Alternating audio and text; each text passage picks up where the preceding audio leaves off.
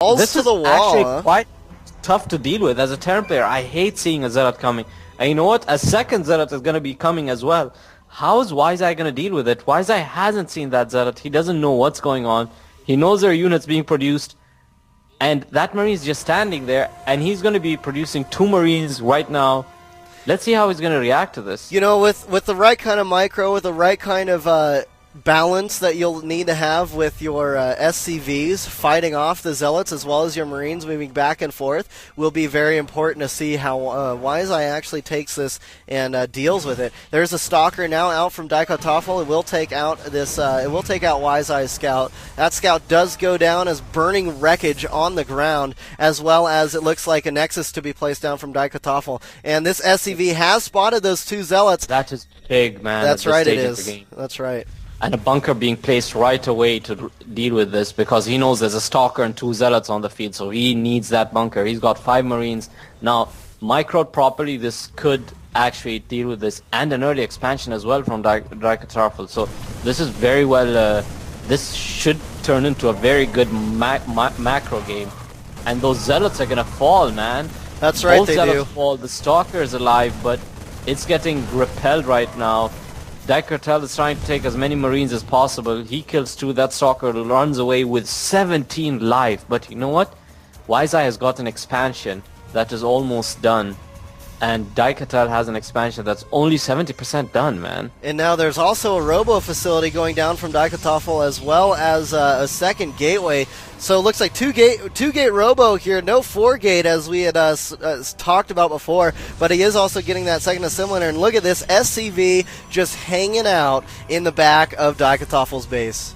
Yeah, and that's not the original SCV. That That's SCV right. actually got sneaked in much later because the original SCV died there. He died for the cause. He did. He died for the Terran Dominion.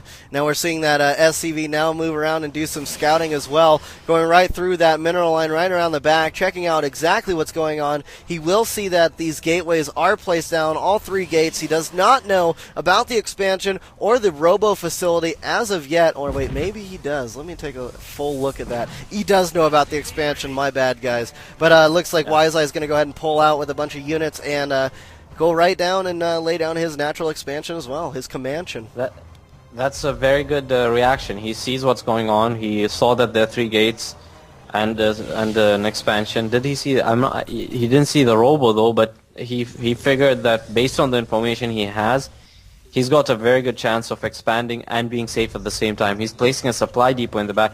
I personally prefer having an engineering bay or another barracks there. Yeah. But he knows what he's doing, and the reason I do that is because of just the more hit points they have, and because if you lose 2 supply depots, it's bad. If you lose an engineering bay, it's bad, but it's not as bad. And you know what, this push is incoming right now, and an SCV tagging along, just for the fun ride, I guess.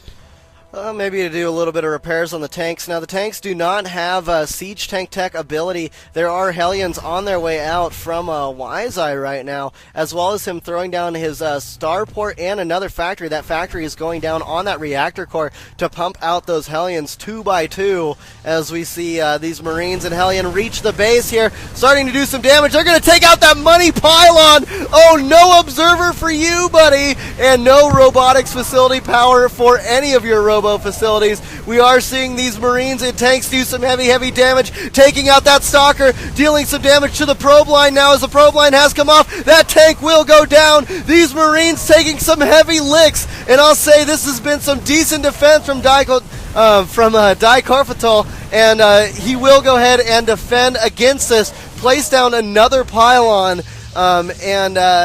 you know, let's take a look at how many probes he lost. He's only down to 22 probes currently. If we open up the workers kill tab, we see that there are 18 workers that WiseEye was able to take out. And Daikatoffel does have that one observer out and on the field and in the natural expansion area of WiseEye currently.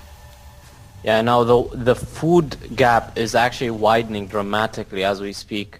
It's 59 to 38 food, and although Daikatoffel actually did defend that push, he lost a lot of his army during that.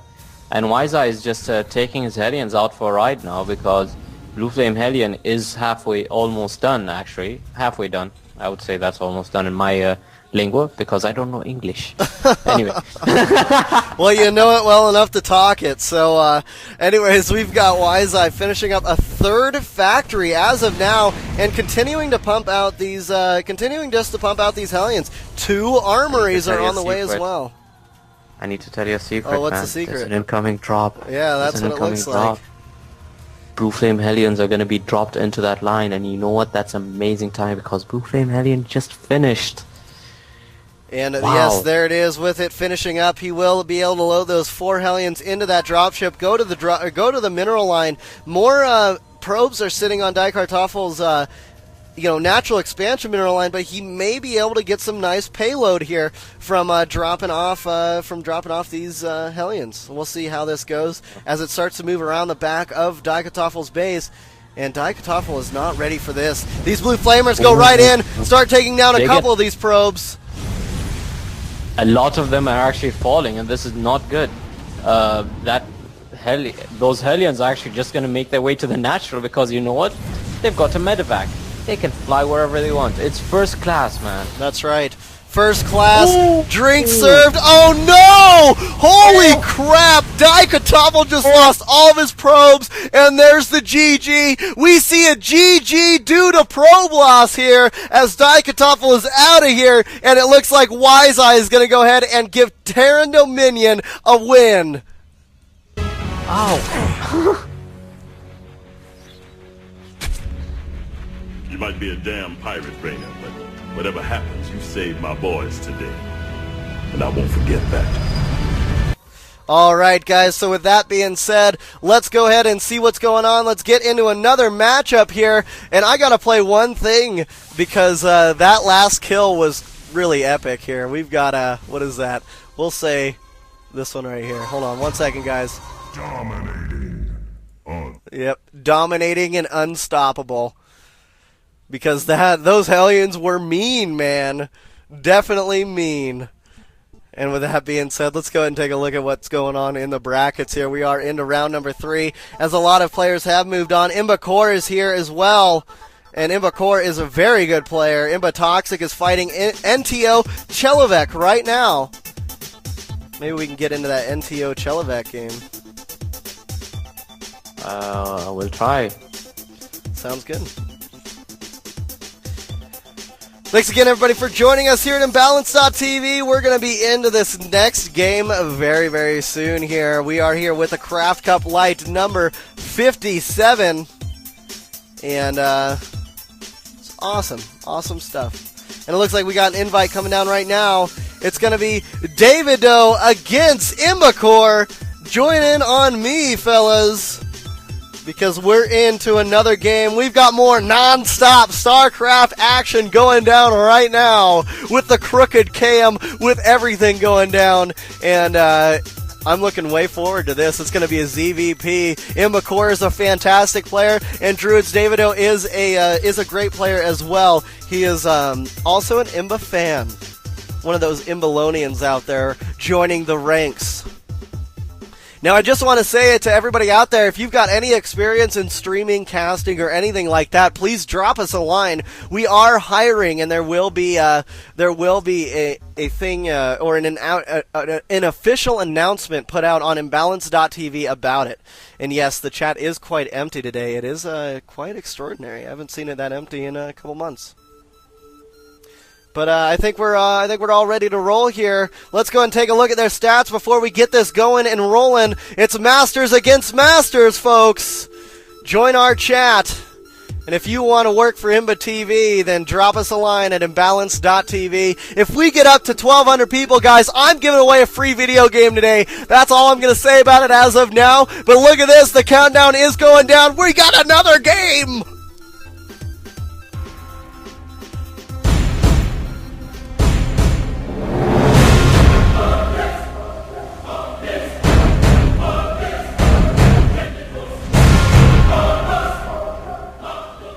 All right, everybody, welcome and thanks for joining us here at Imbalance TV, where everything is Imba, where we bring you the action, where the action comes first. We've got Druid's Davido spotting down at the bottom of Zelnaga Caverns, coming from Sweden and sitting at the EU rank of 1,164 Masters League division, and in that division he is ranked number 21, and he is at the bottom of Zelnaga Caverns as the Teal Zerg. Up here at the top of Zelnaga Caverns, we've got Imbakor.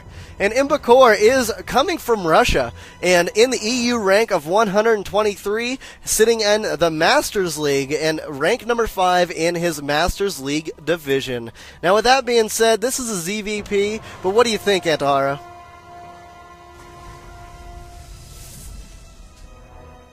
And looks like Antahara may be on mute here. But Imbakor laying down a quite suspicious pylon in his natural expansion, as well as sending out that first scout. And no, I will not shave my beard, not for another month.